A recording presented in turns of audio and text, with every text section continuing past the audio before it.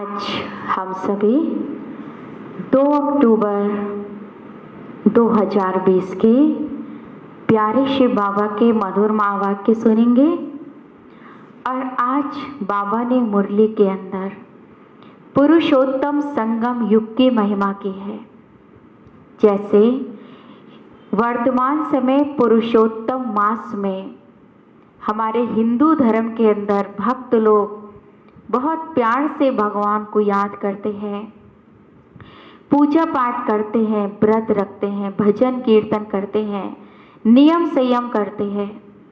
लेकिन ये सिर्फ 1 महीने की बात नहीं, बल्कि भगवान कहते हैं कि कलयुग का अंत और सतयुग की जो आदि है, उसके जो बीच का पीरियड होता है 100 वर्ष का, जिसे कल्याणकारी पुरुषोत्तम संगम युग कहा जाता है। तो हमें पूरा ही ये 100 वर्ष का संगम युग पर घोर तपस्या करनी है, अथक पुरुषार्थ करना है, अमृत बेला करना है, प्यारे बाबा की रोज मीठी मधुर मुरली सुन करके अपने जीवन में रोज थोड़ा थोड़ा परिवर्तन करना है। क्योंकि यहाँ जितनी मेहनत कर लेंगे वर्तमान चल रहे पुरुषोत्तम संगम युग पर, उतना ही हम 21 जन्मों तक, क्या पूरे 5000 साल तक हम उसकी प्राप्तियों का अनुभव करते रहेंगे और हम मेहनत से मुक्त हो जाएंगे। तो आइए सुनते हैं। आज हम सभी 2 अक्टूबर, आज बाबा ने हम सभी को पूरे दिन के लिए क्या डायरेक्शंस दिए हैं और हम सभी को आज पूरे दिन बाबा की कौन सी श्रीमत को कर्म करते हुए भी बीच बीच में उसको फॉलो करना है। आज बाबा ने कहा, मीठे बच्चे, यह पुरुषोत्तम कल्याणकारी संगम युग है, इसमें ही परिवर्तन होता है। तुम कनिष्ठ से उत्तम पुरुष बनते हो। इस समय ही महापरिवर्तन का समय है। क्या परिवर्तन होता है? मनुष्य आत्माएं देवात्माएं बनने का परिवर्तन करती हैं। कलयुग सतयुग में परिवर्तित होता है। आसुरी संस्कार दैवी संस्कारों में परिवर्तित होते हैं। इतना बड़ा परिवर्तन इस पुरुषोत्तम संगम युग पर स्वयं भगवान ब्रह्मा के तन में आकर के ही करते हैं और हम सभी को कनिष्ठ से उत्तम पुरुष बना देते हैं। आज बाबा की मुरली से प्रश्न है, इस ज्ञान मार्ग में कौन सी बात सोचने व बोलने से कभी भी उन्नति नहीं हो सकती है? उत्तर है, ड्रामा में होगा। कई बच्चे क्या कहते हैं, ड्रामा में होगा तो पुरुषार्थ कर लेंगे, ड्रामा कराएगा तो कर लेंगे। यह सोचने व बोलने वालों की उन्नति कभी भी नहीं हो सकती है।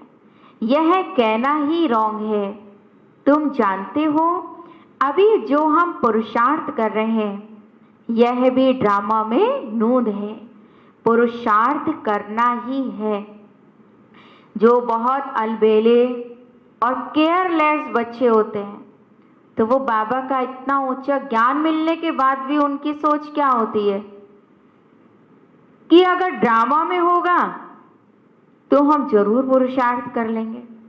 अरे बाबा कहते, ड्रामा तो तब है जब आपने पूरी मेहनत कर ली, अथक प्रयास कर लिया, उसके बाद हम सफलता नहीं पा पाए, तब हम यहाँ पर ड्रामा को ढाल की तरह यूज करते हैं कि हो सकता है ड्रामा में ऐसे ही था और हो सकता है कि इसी बात में कल्याण था।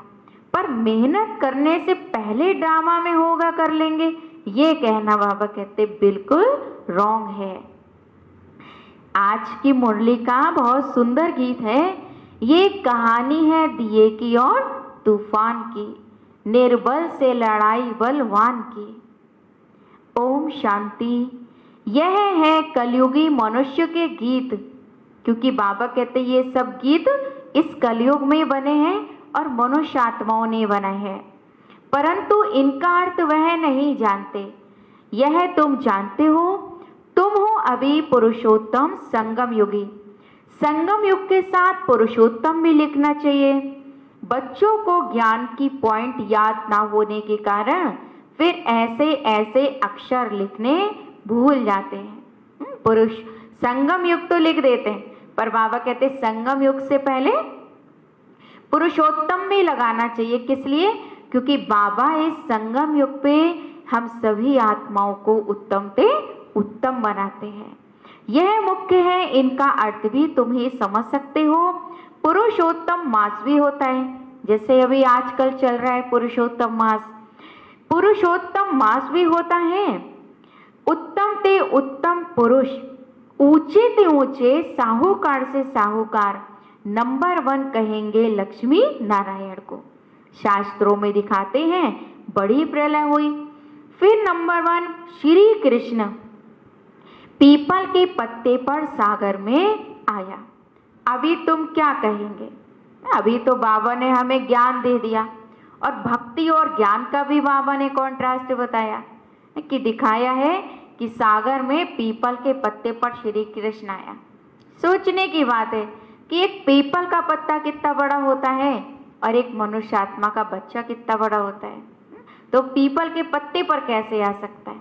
भले वो श्री कृष्ण थे, लेकिन बाबा ने बताया इसका आध्यात्मिक अर्थ कि ज्ञान सागर परमात्मा पिता का जब सत्य ज्ञान इस आत्मा को मिलता है संगम युग पर, तो इस आत्मा का, किस आत्मा का? श्री कृष्ण का जन्म पवित्रता के आधार से होता है। अब उसकी यादगार भक्ति मार्ग में क्या दिखा दी कि पीपल के पत्ते पर श्री कृष्ण आए। बाबा कहते हैं कि तुम क्या कहेंगे? दिखाते हैं अंगूठा चूसता हुआ आया। अरे बच्चा तो गर्भ में ही रहता है कि कोई पीपल के पत्ते पर आएगा। तो पहले पहले ज्ञान सागर से निकला हुआ उत्तम ते उत्तम पुरुष श्री कृष्ण है। शिव बाबा जब हम सभी को ज्ञान देते हैं तो श्री कृष्ण की आत्मा सबसे पहले संगम युग पे इस ज्ञान को ब्रह्मा के रूप में धारण करती है, जो आने वाली सतयुगी दुनिया का पहला प्रिंस बनती है। प्रलय भी होती नहीं है। कई बच्चे नए नए आते हैं तो बाप को फिर पुरानी पॉइंट रिपीट करनी पड़ती हैं। सतयुग, त्रेता, द्वापर, कलयुग, यह 4 युग तो हैं, और फिर 5वां है पुरुषोत्तम। जी हाँ, संगम युग। इस युग में मनुष्य चेंज होते हैं, कनिष्ठ से सर्वोत्तम बनते हैं। जैसे शिव बाबा को भी पुरुषोत्तम व सर्वोत्तम कहते हैं ना, वह है ही परमात्मा अर्थात परमात्मा। फिर पुरुषों में उत्तम है यह लक्ष्मी और नारायण सतयुगी दुनिया के। इन्हों को ऐसा किसने बनाया? अब इन्हों को भी इतना ऊंचा बनाने वाला निराकार परमपिता परमात्मा शिव है। बच्चों को भी समझ में आया है। इस समय हम पुरुषार्थ करते हैं ऐसा बनने के लिए। पुरुषार्थ कोई बड़ा नहीं है, मोस्ट सिंपल पुरुषार्थ है। इससे ज्यादा मेहनत तो हम सभी ने द्वापर युग में भक्ति में कर ली है, पर वो हमें मेहनत नहीं लगी। लेकिन उससे कम मेहनत बाबा हमें इस ज्ञान मार्ग में कराते हैं। क्या? बच्चे, मुझे यथार्थ रीति पहचान करके तुम मुझे मेरे ही स्वरूप से याद करो। कितना सहज बाबा ने बताया। देखो, अहमदाबाद में एक साधु था, कहता था हम कुछ खाते पीते नहीं हैं। अच्छा, कोई सारी आयु खाता पीता नहीं, फिर क्या? प्राप्ति तो कुछ भी नहीं है ना। अब ना खाने पीने से क्या प्राप्तियां होंगी? झाड़ को भी खाना तो मिलता है ना, खाद पानी आदि नेचुरल उनको मिलता है, जिससे झाड़ वृद्धि को पाता है। उसने भी कोई रिद्धि सिद्धि पाई होगी। ऐसे बहुत हैं जो आग से पानी से चले जाते हैं, आग से पानी से चले जाते हैं। इनसे बड़ा फायदा क्या? तुम्हारा तो इस सहज राजयोग से जन्म जन्मांतर का फायदा है। तुमको जन्म जन्मांतर के लिए दुखी से बाबा हमें सुखी बनाते हैं। बाप कहते बच्चे, ड्रामा अनुसार तुमको मैं गुह्य बातें सुनाता हूँ। जैसे बाबा ने समझाया, शिव और शंकर को मिलाया क्यों है? शिव और शंकर को एक कह दिया। शंकर का तो इस सृष्टि में पाठ ही नहीं है। शिव का, ब्रह्मा का और विष्णु का पाठ है। ब्रह्मा और विष्णु का ऑलराउंड पाठ है, क्योंकि ब्रह्मा का पाठ क्या है? नई दैवी दुनिया की स्थापना, और विष्णु का पाठ क्या है? नई दैवी दुनिया की पालना। तो इस समय बाबा कहते हैं इन दो आत्माओं के पाठ चलते हैं, ब्रह्मा के और विष्णु का। शिव बाबा का भी इस समय पाठ है, जो आकर हमें ज्ञान देते हैं, फिर निर्वाण धाम में चले जाते हैं। बच्चों को जायदाद देकर खुद वानप्रस्थ में चले जाते हैं। वानप्रस्थी बनना अर्थात गुरु द्वारा वाणी से परे जाने का पुरुषार्थ करना, परंतु वापस तो कोई जा नहीं सकते हैं, क्योंकि विकारी भ्रष्टाचारी है। विकार से जन्म तो सबका होता है। यह लक्ष्मी नारायण निर्विकारी है, उन्हों का विकार से जन्म नहीं होता, इसलिए श्रेष्ठाचारी कहलाए जाते हैं। कुमारियां भी निर्विकारी हैं, इसलिए उनके आगे क्या करते हैं? सभी माथा टेकते हैं। तो बाबा ने समझाया यहाँ शंकर का कोई पाठ नहीं है, क्योंकि शंकर का पाठ क्या दिखाया है? शंकर का तीसरा नेत्र खुला और दुनिया का विनाश हुआ। बाकी प्रजापिता ब्रह्मा तो जरूर प्रजा का पिता हुआ ना, क्योंकि हम सभी आत्माओं में प्रजापिता ब्रह्मा सर्वश्रेष्ठ है, क्योंकि निराकार परमात्मा ने जो ब्रह्मा के द्वारा हम सभी को ज्ञान दिया और उसने हमें अपना बनाया, इसलिए वो हम सभी का पिता हो गया। जो शिव बाबा को तो आत्माओं का पिता कहेंगे, वह है अविनाशी पिता। यह गुह्य बातें अच्छी रीति धारण करनी है। जो बड़े बड़े फिलोसफर होते हैं उनको बहुत टाइटल मिलते हैं। श्री श्री 108 का टाइटल भी विद्वानों को मिलते हैं। बनारस के कॉलेज के पास कर टाइटल ले आते हैं, बनारस के कॉलेज में पास होकर के। बाबा ने गुप्ता जी को इसलिए बनारस भेजा था। गुप्ता जी जो बहुत बाबा के टाइम के बहुत पुराने बच्चे हैं। गुप्ता जी को इसलिए बनारस भेजा था कि उन्हों को जाकर समझाओ कि बाप का भी टाइटल अपने ऊपर रख बैठे हो।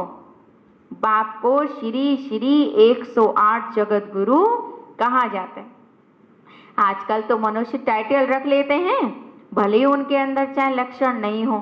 तो बाबा कहते हैं जो अपने ऊपर टाइटल रख लेते हैं इतने इतने ऊंचे, श्री श्री 1008 108, तो उनको कहो जाके तुम अपने ऊपर बाप का भी अर्थात भगवान का भी टाइटल रख करके बैठ गए।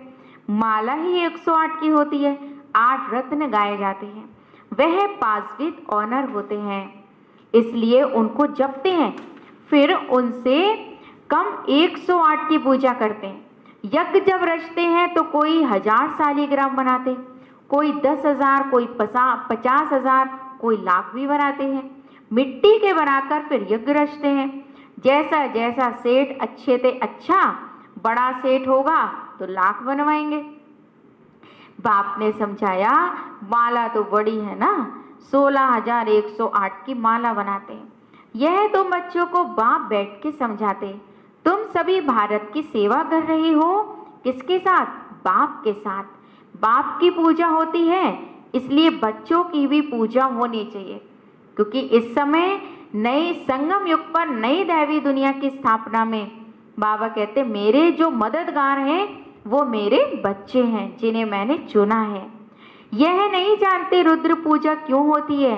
बच्चे तो सब शिव बाबा के हैं। इस समय सृष्टि की कितनी आदमशुमारी है, इसमें सब आत्माएं शिव बाबा के बच्चे ठहरे ना, परंतु मददगार तो सब नहीं होते हैं। इस समय तुम जितना याद करते हो उतना ऊंचा बनते हो। बाबा के तो बच्चे सब हैं, पर बाबा कहते जो संगम युग पर उसके कार्य में अर्थात स्वर्ग स्थापन करने के कार्य में मददगार बनते हैं, महिमा सिर्फ शालिग्राम के रूप में उन्हीं बच्चों की होती है। ऐसे और कोई की ताकत नहीं जो ये बात समझाए, इसलिए कह देते ईश्वर का अंत कोई नहीं जानते। बाप ही आकर समझाते हैं। बाप को ज्ञान का सागर कहा जाता है, तो जरूर ज्ञान देंगे ना। प्रेरणा की तो कोई बात होती ही नहीं है। भगवान कोई प्रेरणा से समझाते हैं क्या? भगवान तो सम्मुख आकर के हम सभी को ब्रह्मा के तन में प्रवेश होकर के समझाते हैं। तुम जानते हो उनके पास सृष्टि के आदि मद अंत का ज्ञान है, वह फिर तुम बच्चों को सुनाते हैं। यह तो निश्चय है, निश्चय होते हुए भी फिर भी बाप को भूल जाते हैं। बाप की याद यह है पढ़ाई का सार। पूरे इस ज्ञान का सार क्या है? शिव बाबा की याद। याद की यात्रा से ही कर्मातीत अवस्था को पाने में मेहनत लगती है। इसमें ही माया के विघ्न आते हैं, पढ़ाई में इतने विघ्न नहीं आते। अब शंकर के लिए कहते हैं कि शंकर आँख खोलते हैं तो विनाश होता है। ये कहना भी ठीक नहीं है। बाप कहते ना तो मैं विनाश कराता हूँ और ना शंकर विनाश करते हैं। यह तो सब रॉन्ग है। शंकर को तपस्वी मूर्त दिखाया गया है। तो शंकर किसका प्रतीक है? हम सभी तपस्या करने वाली आत्माओं का तपस्वी रूप का प्रतीक है। देवताएं थोड़ी पाप करेंगे। अब शिव बाबा बैठ करके ये बातें समझाते हैं। अब विनाश तो कुदरती होता है, कोई देवता या भगवान बैठ के विनाश नहीं कराते। आज इस बात पर सभी गौर देंगे। आत्मा का ये शरीर है रथ, हर एक आत्मा की अपने रथ पर सवारी है। मुझे आत्मा का ये शरीर रूपी रथ पर सवारी है। बाप कहते मैं इनका लोन लेता हूँ। किनका? ब्रह्मा का। इसलिए मेरा दिव्य अलौकिक जन्म कहा जाता है। अभी तुम्हारी बुद्धि में 84 का चक्र है। जानते हो अभी हम घर जाते हैं, फिर स्वर्ग में आएंगे। बाबा बहुत सहज करके समझाते, इसमें हार्ट फेल होना, इसमें हार्ट फेल बिल्कुल नहीं होना है, यानी दिल शिकस्त। जानते हो अभी हम घर जाते हैं, फिर स्वर्ग में आएंगे। बाबा बहुत सहज करके समझाते, कहते हैं बाबा हम पढ़े लिखे नहीं हैं। जो अनपढ़े बाबा के बच्चे हैं बड़ी भोली भाषा में कहते हैं बाबा हम पढ़े लिखे नहीं हैं, मुख से कुछ इसलिए हमारे निकलता नहीं है। परंतु ऐसा तो होता ही नहीं है, मुख तो जरूर चलता ही है। खाना खाते हो तो मुख चलता है ना, तो भी तो मुख चलता है। वाणी ना निकले यह तो हो ही नहीं सकता है। बाबा ने बहुत सिंपल समझाया। कोई मौन में रहते हैं तो भी ऊपर में इशारा देते हैं, उनको याद करो। दुख हरता सुख करता वह एक ही दाता है। भक्ति मार्ग में भी दाता है तो इस समय में भी दाता है। फिर वानप्रस्थ में तो है ही शांति। बच्चे भी शांति धाम में रहते हैं। पाठ नोंदा हुआ है जो एक्ट में आता है। अभी हमारा पाठ है विश्व को नया बनाना। उनका नाम बड़ा अच्छा है। जो हम नई विश्व बनाते हैं, भगवान हम बच्चों के सहयोग से नई दुनिया बनाते, बाबा उसका नाम क्या देते? Heavenly godfather. हेवन, उस हेवन को रचता जो जरूर है भगवान रचयिता, पर उस हेवन में जाता नहीं है। बाप रचयिता है स्वर्ग का, बाप नरक थोड़ी रचेंगे। पुरानी दुनिया कोई रचता है क्या? जो हम कहते हैं कि दुख भी उसने दिया और सुख भी उसने दिया। ये जो गंदी पतित दुनिया है ये भी उसने बनाई। उसने तो स्वर्ग रचा था, अब हमने रहते रहते उसे गंदा कर दिया, तो इसमें दोष भगवान का कहाँ से? मकान हमेशा नया ही बनाया जाता है। शिव बाबा नई दुनिया रचते हैं ब्रह्मा द्वारा। इनको पाठ मिला हुआ है। यहाँ पुरानी दुनिया में जो भी मनुष्य हैं सब एक दो को देखो कैसे दुख देते रहते हैं। तुम जानते हो हम हैं शिव बाबा की संतान। फिर शरीरधारी प्रजापिता ब्रह्मा के बच्चे हो गए एडॉप्टेड। हमको ज्ञान सुनाने वाला है शिव बाबा रचयिता, जो अपनी रचना के आदि मदंत का हमें ज्ञान सुनाते हैं। तुम्हारी एम ऑब्जेक्ट ही यह बनना है। क्या बनना?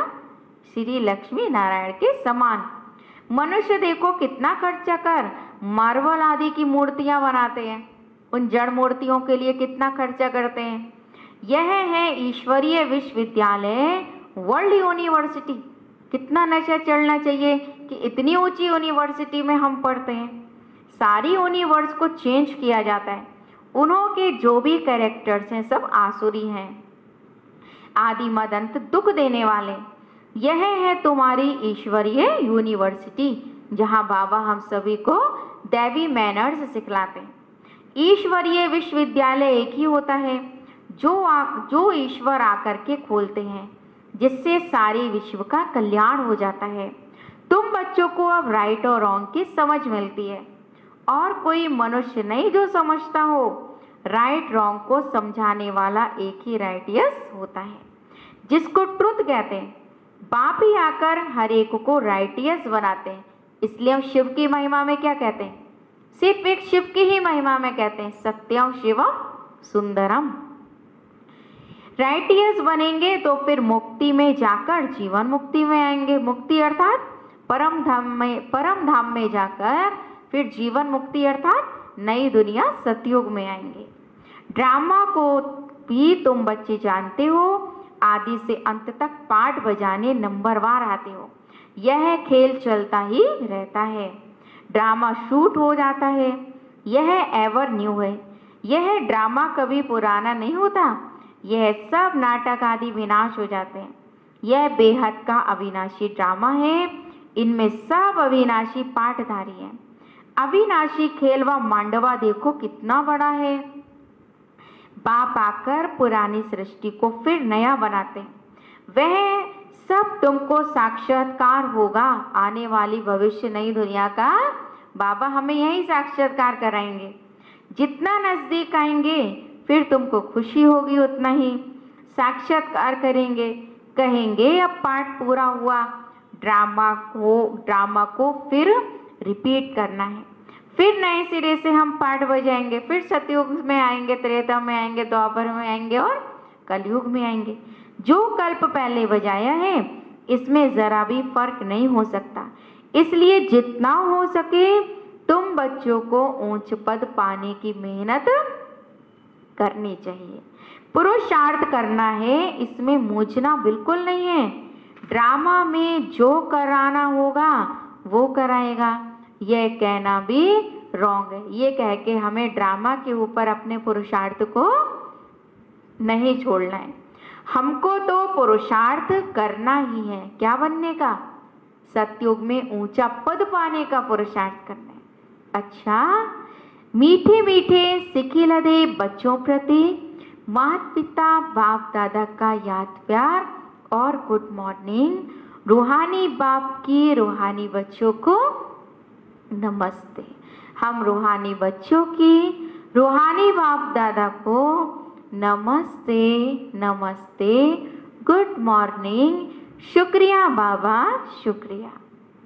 आज बाबा की पूरी मुरली का जो सार है, जो हमें पूरा दिन होमवर्क के रूप में याद रखने हैं, जो पॉइंट, वो हम सभी सार सुनेंगे धारणा के लिए। पहली पॉइंट, पढ़ाई का सार बुद्धि में रख, याद की यात्रा से कर्मातीत अवस्था को पाना है। ऊंच पूजनीय बनने के लिए बाप का पूरा पूरा मददगार बनना है। कब बनना है? हमें संगम युग पर भगवान के मददगार बनना है। दूसरी पॉइंट है, सत्य बाप द्वारा राइट रॉन्ग की जो समझ मिली है उससे राइटियस वन जीवन बंध से छूटना है। मुक्ति और जीवन मुक्ति का वर्षा लेना है।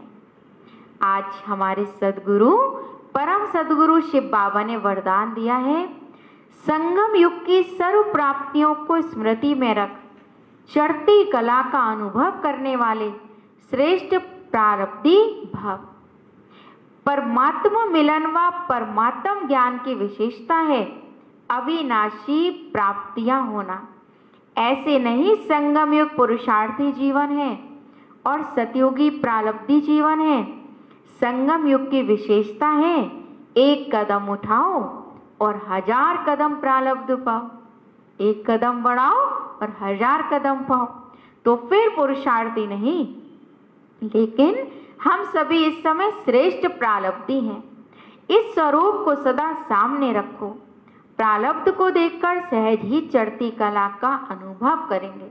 ये नहीं सोचे हमें संगम पे त्याग क्या करना पड़ रहा है, परंतु ये सोच के पुरुषार्थ करें कि इससे प्राप्तियां कितनी जबरदस्त है। हमें पाना था सो पा लिया, यह गीत गाओ तो घुटके और झुटके खाने से बच जाएंगे।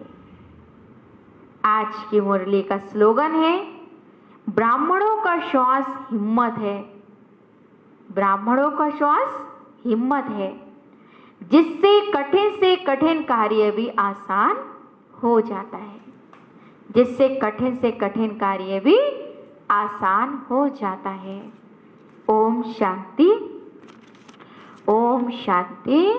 ये थे आज बाबा की मुरली के मधुर भावक कि आज बाबा ने हम सभी को इस पुरुषोत्तम कल्याणकारी पुरुषोत्तम संगम युग की महिमा बताई है कि हम सभी को इस कल्याणकारी पुरुषोत्तम संगम युग में अथक मेहनत करनी है, तपस्या करनी है, तो पूरा कल्प यानी 5000 साल तक हमें कोई मेहनत नहीं करनी पड़ेगी।